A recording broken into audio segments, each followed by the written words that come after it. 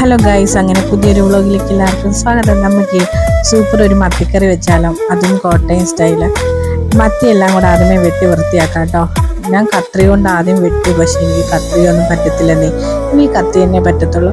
പിന്നെ ഫുള്ള് പലിഞ്ഞിലുണ്ടായിരുന്നു എല്ലാത്തിനകത്തും. എല്ലാം വൃത്തിയാക്കി ഇട്ടിട്ടുണ്ട്. പലിഞ്ഞിലിനകത്തോട്ട് മഞ്ഞൾപ്പൊടി, മുളക് പൊടി, കുരുമുളക് പൊടി, ഇത്തിരി ഉപ്പും കൂടെ ചേർത്ത് അങ്ങ് മാറ്റി വെക്കാവേ.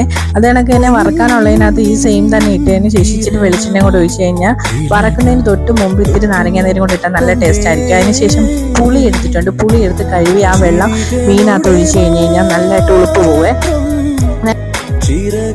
അരയ്ക്കാനുള്ളതിനകത്തോട്ട് ഇച്ചിരി മല്ലിയും മുളകും വറുത്തത്, ഇച്ചിരി മഞ്ഞൾപ്പൊടി, ഇച്ചിരി ഉലുവപ്പൊടി, ഒരു അരമുറി സവോളയും കൂടി ഇട്ട് അരച്ച് വെക്കാതെ. നമ്മൾ നേരത്തെ തന്നെ മല്ലിയും മുളകും വറുത്ത് വെക്കാറുണ്ട് കേട്ടോ, കാരണം ഇവിടെ എപ്പോഴും മീൻകറി ആയതുകൊണ്ട്. പിന്നെ വഴറ്റാനുള്ളത് ഇത്തിരി കടുക്, ഇഞ്ചി, വെളുത്തുള്ളി, ഉള്ളി, കരിയാപ്പില, തക്കാളി ഇതെല്ലാം കൂടി ഇട്ട് വഴറ്റി വരുമ്പോഴത്തേക്ക് അരച്ച് വെച്ചിരിക്കുന്ന അരപ്പൂടെ ചേർക്കാം കേട്ടോ.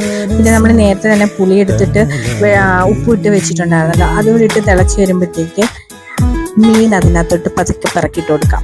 തിളയ്ക്കുമ്പോഴേ ഇടാവുള്ളേ. അപ്പോഴത്തേക്ക് അപ്പുറത്തെ അടുപ്പയിലോട്ട് പഞ്ഞീലിനുള്ളതുണ്ടായിരുന്നു. പഞ്ഞീലിട്ടപ്പോൾ തന്നെ കയ്യിലോട്ടെല്ലാം പൊട്ടിത്തെറിക്കുന്നുണ്ടായിരുന്നു.